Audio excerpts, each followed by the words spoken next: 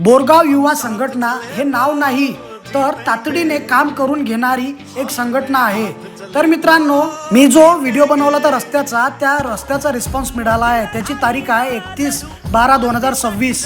31 डिसेंबर पासून आपला रोड सुरू करण्यात येईल। तर मी आभारी आहे त्या पत्रकारांचे आणि सोशल मीडियाद्वारे व्हॉट्सअपवरती व्हिडिओ शेअर केला त्या सर्वांचे, आणि आपल्या तहसीलदार मॅडमचे पण खूप आभारी आहे। बोरगाव युवा संघटनेचे अध्यक्ष प्रणय भाऊ थोडक्यात 2 शब्द बोलतात। आम्ही बोरगाव युवा संघटनेचे कार्यकर्ते, आम्ही बोरगाव युवा संघटना याच्यासाठी तयार केली कारण खूप काही अशा गोष्टी आहे की त्या होत नाही आहे। आणि आता तसं हे रोडची गोष्ट येत्या 4 वर्ष झाले, ह्या रोडचं काम अजून पण झालं नाही आहे।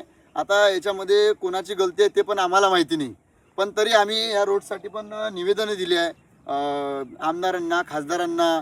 आता महसूल मंत्री साहेब आले होते तळेगावला, वर्धेला, आम्ही दोन्ही जागी निवेदन देऊन त्यांनी पण आम्हाला खूप सपोर्ट केला। आणि त्यांनी पण तहसीलदार मॅडम अजून त्यांनी पण लेटर देऊन बांधकाम विभागाला आणि त्यांना सूचना दिली की तुम्ही लवकरात लवकर रोडचं काम करा।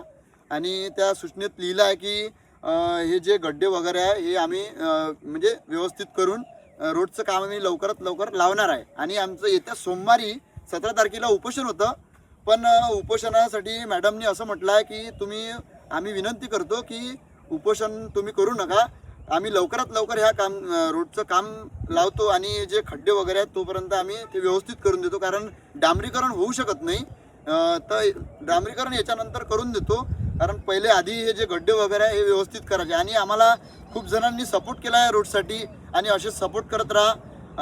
आपला पत्रकार महोदय यांनी पण आमचं खूप पेपरमध्ये छापलं, आणि जे व्हिडिओ वगैरे अमोल पवार यांनी बनवला आहे तर त्यांनी पण आम्हाला खूप सपोर्ट केला। धन्यवाद। मी सर्वांचे आभार मानतो बोरगाव युवा संघटनेतर्फे। जय हिंद, जय भारत।